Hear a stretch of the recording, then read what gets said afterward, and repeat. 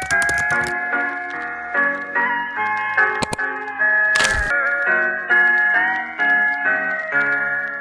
Bagus Ramadan IP dari kelas HTNA dengan NIM 12320414017. Di sini saya akan menjelaskan tentang materi pemilihan kepala daerah. Pemilihan kepala daerah Pilkada merupakan momen penting bagi masyarakat untuk memilih pemimpin yang akan memimpin daerah mereka dalam kurun waktu tertentu.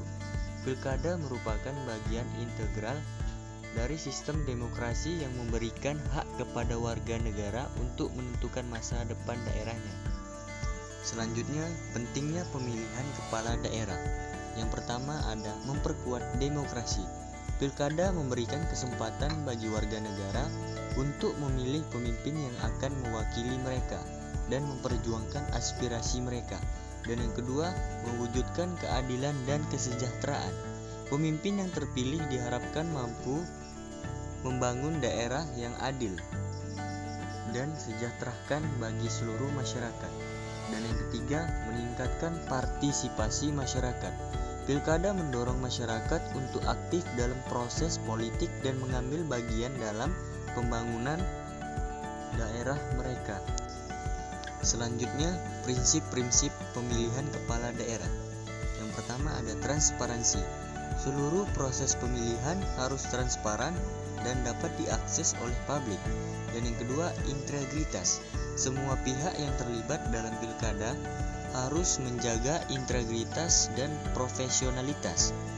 Ketiga ada keadilan.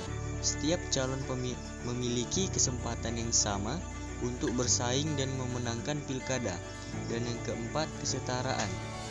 Semua warga negara memiliki hak dan kesempatan yang sama untuk memilih dan dipilih. Selanjutnya, tahap pemilihan kepala daerah. Yang pertama, tahap pencalonan. Proses pencalonan dilakukan oleh partai politik atau gabungan partai politik. Dan yang kedua, tahap kampanye. Calon kepala daerah melakukan kampanye untuk memperkenalkan diri dan programnya kepada masyarakat. Dan yang ketiga, tahap pemungutan suara. Masyarakat menggunakan hak pilihnya untuk memilih calon kepala daerah yang mereka inginkan. Dan yang keempat, tahap penetapan dan pelantikan.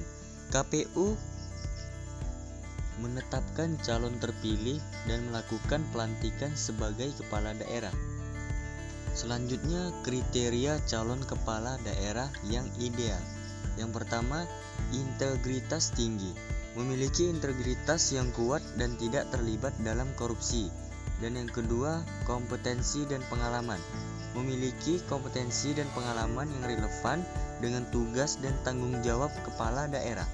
Dan yang ketiga, visi dan misi yang jelas. Memiliki visi dan misi yang jelas. Memiliki visi dan misi yang jelas untuk membangun daerah yang lebih baik. Yang keempat, kemampuan berkomunikasi.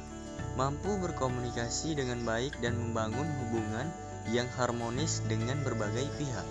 Dan yang kelima, peduli terhadap masyarakat. Memiliki kepedulian yang tinggi terhadap kesejahteraan masyarakat dan siap melayani mereka. Selanjutnya, peran partai politik dalam pemilihan kepala daerah. Yang pertama ada pencalonan.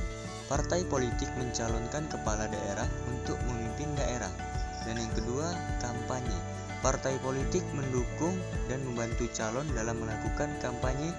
Dan yang ketiga, mobilisasi pemilih. Partai politik memobilisasi para pendukung untuk memilih calon yang mereka usung. Selanjutnya, peran masyarakat dalam pemilihan kepala daerah.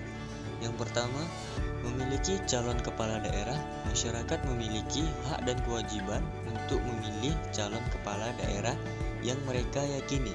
Dan yang kedua, mengkritisi program calon. Masyarakat dapat mengkritisi program yang ditawarkan oleh calon dan menanyakan komitmen calon terhadap janji kampanye. Dan yang keempat, menjunjung tinggi nilai demokrasi. Masyarakat harus menjunjung tinggi nilai-nilai demokrasi yang saling menghormati, perbedaan pendapat. Selanjutnya, tantangan dan permasalahan dalam pemilihan kepala daerah. Yang pertama ada money politik. Praktik politik uang dapat mengontrol keputusan pemilih dan merusak integritas pilkada. Dan yang kedua, disinformasi dan hoaks. Tersebarnya informasi yang tidak benar dapat menyesatkan masyarakat dan mempengaruhi pilihan mereka. Dan yang ketiga, kekerasan dan intoleransi. Tindakan kekerasan dan intoleransi dapat mengancam keamanan dan ketertiban pilkada. Dan yang keempat, rendahnya partisipasi masyarakat. Rendahnya partisipasi masyarakat dalam pilkada dapat menghambat proses demokrasi dan pembuatan hasil pilkada kurang kredibel. Selanjutnya, upaya peningkatan kualitas pemilihan kepala daerah. Yang pertama, peningkatan transparansi. Seluruh proses pilkada harus transparan dan dapat diakses oleh pihak. Dan yang kedua, meningkatkan edukasi politik. Masyarakat perlu mendapatkan edukasi politik yang memadai agar mereka dapat memilih dengan cerdas. Dan yang ketiga, pemanfaatan teknologi. Teknologi dapat digunakan untuk meningkatkan efisiensi dan transparansi pilkada. Dan yang keempat, peningkatan partisipasi masyarakat. Masyarakat perlu didorong untuk berpartisipasi aktif dalam pilkada. Selanjutnya, harapan dan prospek pemilihan kepala daerah ke depannya. Yang pertama, pemimpin berkualitas. Harapannya pilkada menghasilkan pemimpin yang berkualitas dan berintegritas. Dan yang kedua, pembangunan berkelanjutan. Pilkada diharapkan dapat mendorong pembangunan daerah yang berkelanjutan dan berwawasan lingkungan. Dan yang ketiga, masyarakat sejahtera. Pemimpin yang terpilih diharapkan dapat meningkatkan kesejahteraan masyarakat. Baiklah, itu saja yang dapat saya sampaikan. Semoga bermanfaat untuk teman-teman sekalian. Sekian dari saya. Assalamualaikum warahmatullahi wabarakatuh.